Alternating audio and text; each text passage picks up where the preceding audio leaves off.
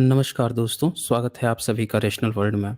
लोगों में confusion create होता है क्योंकि भारत एक बहुसंख्यक यहाँ के जो लोग हैं, वो मूर्ति पूजक हैं, वो मूर्तियों की पूजा करते हैं और जब वो पूजा करते हैं तो उन्हें ऐसा लगता है कि जो चीज़ वो कर रहे हैं वही सनातन है।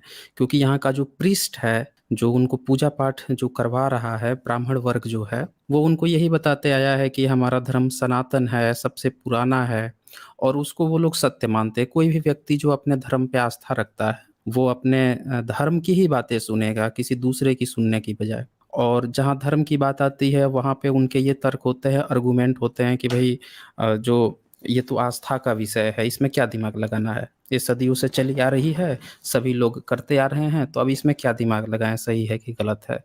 तो ये जो आस्था है, उसका लाभ लेकर और बहुत सारी गलत जो बातें होती हैं, बहुत सारी ऐसी बातें जो अनसाइंटिफिक होती हैं या फैक्टलेस होती हैं, वो भी चीज़ें पब्लिक में आगे बढ़ती जाती है, चाहे वो पढ़े-लिखे ही वर्ग क्यों ना हो। आप लोग कंबोडिया तो गए होंगे, नहीं गए होंगे तो कोई बात नहीं है, देख लीजिए हिस्ट्री ऑफ फ्री खान, ये मिला था ये टेम्पल। भारत में ऐसे-ऐसे कई सारे गपोड़ी चैनल चल रहे हैं जो आजकल प्रचार कर रहे हैं कि कंबोडिया जो है वो हिंदुओं ने बनाया था, बाद में बुद्धिस्टों ने कब्ज़ा कर लिया तो चार दीवारें लगा दी, तो ये कर दिया, वो कर दिया। अरे भाई वो शुरू से ही वज्रयानियों का है वो, शुरू से ही वो वज्रयानियों का है। वज्रयान थेरवाद, थेरवाद जो है या जो महायान है, महायान की ये वो शाखा थी, इनमें भी आपस में कॉन्ट्राडिक्शन चलता था। जो राजा लड़ाई वगैरह करते थे, जो थेरविज़्म है या फिर जो महायान की शाखा है, इसके बौद्ध भिक्षु जो हैं, ये सेल्फ डिफेंस पर जोर देते थे। लेकिन बहुत से ऐसे राजा थे, जो क्या करते थे, जो वज्रयान के जो बोधिसत्व हैं, जिनके हाथ में त्रिशूल, भाला, फरसा सब चीज़ रहता है, उसको अपना आइडियल मानते थे। इसलिए मानते थे क्योंकि वो विदेशों में कंकर करने जाते थे, वो विदेशों में दूसरों को जीतने जाते थे और वो मानते थे कि हाँ, हथियार होना चाहिए, हथियार ये चीज़ होनी चाहिए। तो उन लोग मूर्तियाँ बनाते थे, जाएँगे कहीं पे भी कंकर करेंगे या जब बनाएँगे बुद्धिस्ट का महाविहार बनाते थे, तो वहाँ पे वो बनाते थे अपने लोकेश्वर, यानी जिसको हम लोग अवलोकितेश्वर कहते हैं। थाईलैंड में उसको लोकेश्वर कहा जाता है। आप कंबोडिया में उसको लोकेश्वर कहा जाता है। जो म्यांमार है, वहाँ पे नाथ कहा जाता है, नाथवर। तो आप देखिए कि वहाँ पे लोकेश्वर की वो मनाते थे। उस लोकेश्वर को इन लोग क्या कहने लगे कि वो विष्णु है, विष्णु है। ये इतने बड़े धूर्त लोग होते हैं दोस्तों कि वज्रयान शाखा का जो लोकेश्वर है उसको ये विष्णु कहना शुरू कर दिए।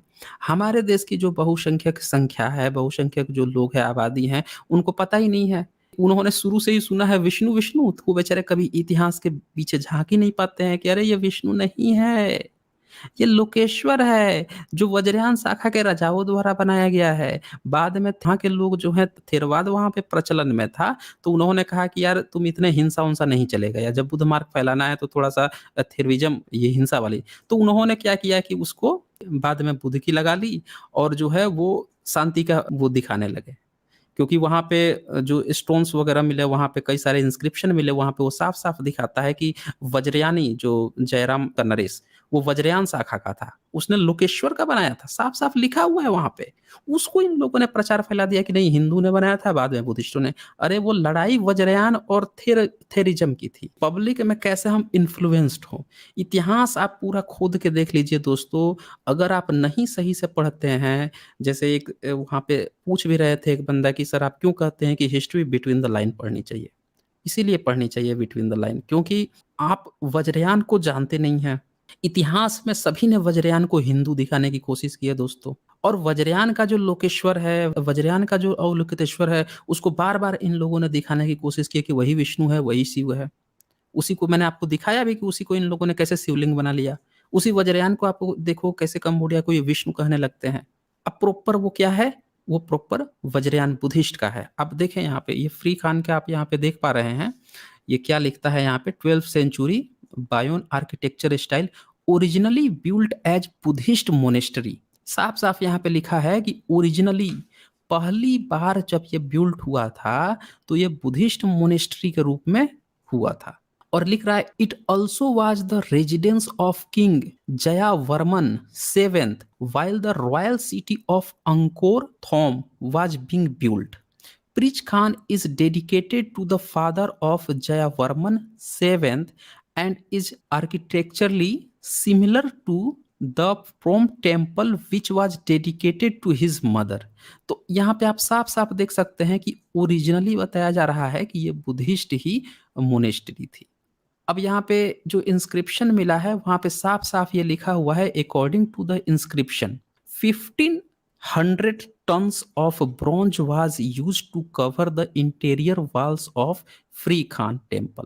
ये लिखा गया है कि 1500 टन इस्तेमाल किए गए थे ब्रोंज का कवर करने के लिए, फ्री खान टेम्पल कम्प्लेक्स को कवर करने के लिए, जिसको इन लोगों ने पता है क्या दिखा दिया है, जो जिसको ये प्रचार करता है, गपोड़ा प्रचार करता है कि ये जो स्टोन यहाँ पे कवर किए गए हैं ना, ये इसलिए कवर किए गए हैं क्योंकि भीतर जो है विष्णु का मंदिर था, उसको छुपाने के लिए, और बाद में इन लोगों ने बाहर वो खड़ा कर लिया, बुद्ध का खड़ा कर लिया, भीतर विष्णु है, विष्णु है। वो इतना बड़ा बेवकूफ है। सच्चाई दोस्तों ये है कि वो शुरू में ही लोकेश्वर, ये देखें ये क्या लिख रहे हैं यहाँ पे, कवर इंटीरियर वॉल्स ऑफ रिच Khan temple complex, the Buddhist deity Lokeshvara was replaced by a stupa. ये समझिए यहाँ पे क्या लिखा हुआ है दोस्तों। अब बुद्धिस्ट डाइटी लोकेश्वरा, जिसको हम अवलोकितेश्वर कहते हैं ना, उसको रिप्लेस किया गया किस चीज से, तो स्तूपा से।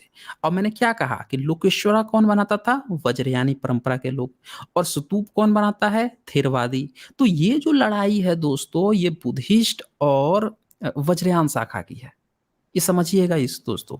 जहाँ पे भी एंशियंट में भी अगर किसी को कोई क्लेम कर रहा है कि पहले हिंदू था, अरे भाई हिंदू तब भी नहीं था, वो लोकेश्वर था। लोकेश्वर का हाथ कौन होता है, उसके हाथ में फरसा होते हैं, त्रिशूल होते हैं, उसका तरह तरह की चीजें होती हैं। अवलोकितेश्वर बुद्ध, भारत में अवलोकितेश्वर बुद्ध कहा जाता है, विदेशों में लोकेश्वर बुद्ध कहा जाता है। लिखा भी हुआ है ना, the Buddhist deity Lokeshvara was replaced by stupa, replaced किया गया स्तूप से, in a central sanctuary to represent Buddhism in all its form. तो उसके सेंटर में ये चीज रिप्रेजेंट किया गया है। और ये देखें, ये बीच में ये चीजें हैं, और ये चारों तरफ से ये घिरा हुआ है। अब कोई भीतर घुसेगा उसमें, तब तो जाके पता चलेगा ना कि भैया भीतर जो है स्तूप है, भीतर स्तूप स्थापित किया गया है किसके जगह पर, लोकेश्वर की जगह पे। क्योंकि वो ये मानते थे, प्रॉपर जो बुद्धिस्ट थे वो ये मानते थे कि बुद्धा ही सेंटर में रहने चाहिए।